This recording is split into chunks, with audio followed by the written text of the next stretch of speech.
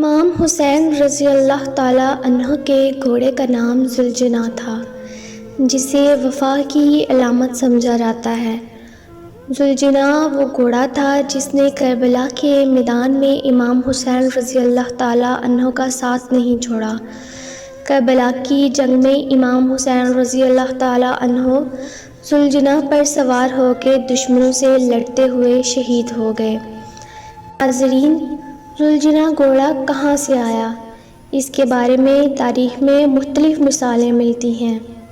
مشہور ہے کہ اسے پیارے نبی محمد صلی اللہ علیہ وآلہ وسلم نے حارث نامی ایک عرب سے خریدا۔ اس وقت ذوالجناح ایک بچہ تھا اور اس وقت حضرت امام حسین رضی اللہ تعالیٰ عنہ بھی ایک بچے تھے اور ذوالجناح کو بہت پسند کرتے تھے۔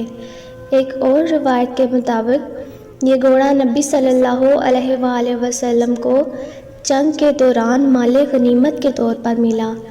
آپ صلی اللہ علیہ وآلہ وسلم نے یہ گھوڑا امام علی مقام حسین رضی اللہ تعالیٰ عنہ کو تحفے میں دیا اور آپ نے ہی اس کا نام ذوالجناح یعنی 2 پروں والا رکھا تھا۔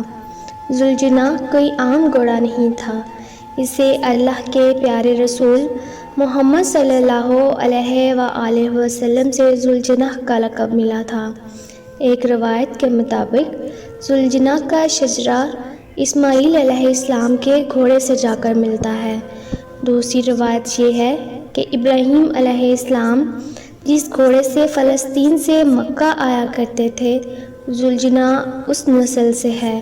بعض کے نزدیک ذوالجناح بھی جنت کی ایک سواری ہے جسے رسول خدا صلی اللہ علیہ وآلہ وسلم اور اہل بیت کے لیے اللہ نے بھیجا۔ بعض کے نزدیک یہ ایک جن تھا جو اپنے فرض کو انجام دینے کے بعد 61 ہجری میں واپس لوٹ گیا۔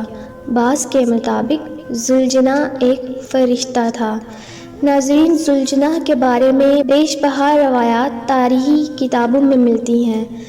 3 دن کا بھوکا پیاسا ذوالجناح لاشوں پر لاشیں لے کر خیموں میں آ رہا تھا۔ امام علی مقام کو اپنے اس وفادار ساتھی کی وفا پر ناز تھا۔ رخصت آخر کے لیے امام جب خیموں میں آئے اور سلام آخر کے بعد جب مقتل کی طرف روانہ ہونے لگے تو گھوڑا آگے نہیں بڑھا۔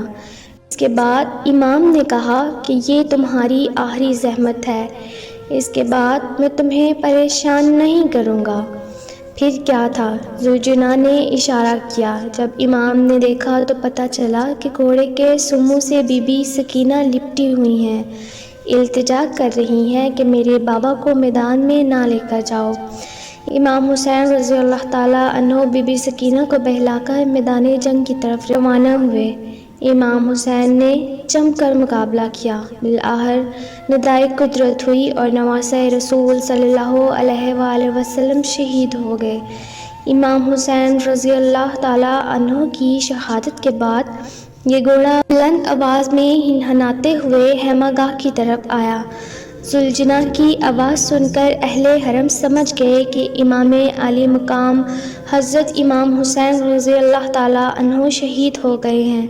ذوالجناح نے وفا کی اعلیٰ مثال قائم کرتے ہوئے امام علی مقام کے ساتھ ہی شہادت حاصل کی۔ ذوالجناح کی موت کے بارے میں بعض مورخین لکھتے ہیں کہ امام حسین کی شہادت کے بعد ذوالجناح نے خیموں کے سامنے آ کر اتنے زور سے سر پٹکا کہ موت ہو گئی، اور کچھ مورخین کا کہنا ہے کہ ذوالجناح نے غم حسین میں دریائے فرات میں چھلانگ لگا کر اپنی جان دے دی۔ ناظرین، امام حسین رضی اللہ تعالیٰ عنہ کی شہادت کے بعد ذوالجناح نے دشمن کے 30 افراد کو جہنم واصل کیا اور کئی افراد زخمی ہو گئے۔ اللہ پاک سے دعا ہے کہ وہ ہمارے دل میں اہل بیت جیسی محبت اور ایمان پیدا کرے۔